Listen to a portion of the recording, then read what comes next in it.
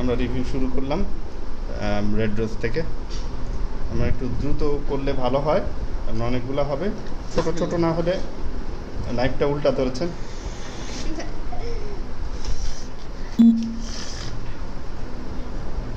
কালারটা বেশ দুই পাশে দেখান। আমার খাওয়ার ইচ্ছা হচ্ছে। এভাবে হ্যাঁ, ভিতরের কালারটা এবং শেলটা বেশ মোটা আছে, কমার্শিয়াল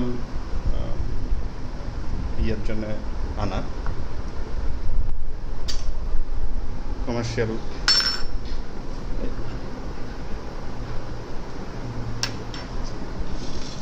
আগের বার 40টি কমার্শিয়াল ট্রায়ালের জন্য আনা রেড রোজ।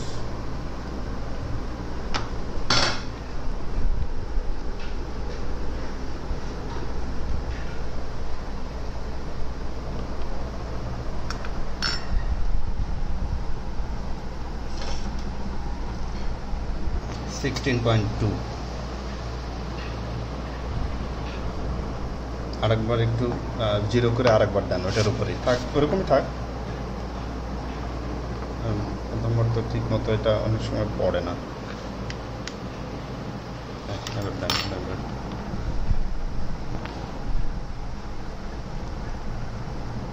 16.8 ঠিক আছে। এবার 16.8 আমরা একটু মুখের টেস্ট কি দেখবো? জি একটু দেখি। জি, মাসাদ নিচে বসবে।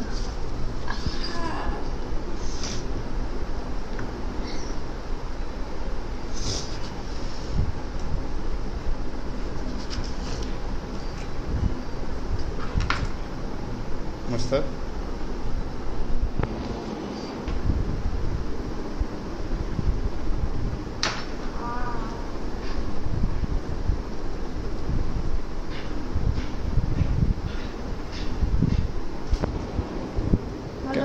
ভালো আছে। হ্যাঁ, আপনি একটু বিসমিল্লাহ। পরিচয় দিয়েন একটু আপনার। আমি সিদ্ধাতুল আমিন। মোটামুটি আপনারা সবাই আমাকে চিনেন। হ্যাঁ, আপনি যে একটা গ্রুপের অ্যাডমিন, এটা একটু বলেন। আমি একটা গ্রুপের অ্যাডমিন এবং একটা আমার অ্যাগ্রো আছে, ইন্টিগ্রেটেড অ্যাগ্রো।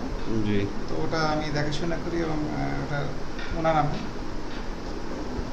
ঠিক আছে, দেখি আসলে ফলটার টেস্টটা কিরকম হয়, দেখা দাও। বিসমিল্লাহ।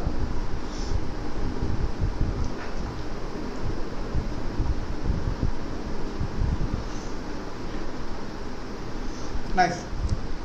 কারণ হচ্ছে আমি রেড রোজ আগে টেস্ট করি নাই। রেড রোজটা বোধহয় ইন্দোনেশিয়ান না? হ্যাঁ, ইন্দোনেশিয়ান কমার্শিয়াল ভ্যারাইটি। তো এটার ফ্লেভারটা ভালো এবং মিষ্টি, যেহেতু 16.8 তারপরও একটু ওরকম মিষ্টি না হলেও বাট এটা মজা আছে। হ্যাঁ, আর ফলটা আরও 3-4 দিন গাছে রাখা যেত, এখনো পাকেনি ফুললি।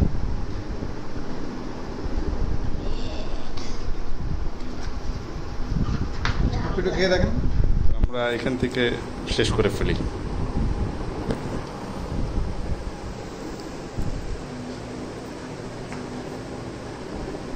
ভালো ফ্লেভার আছে একটু অন্যরকম। হ্যাঁ, সুন্দর।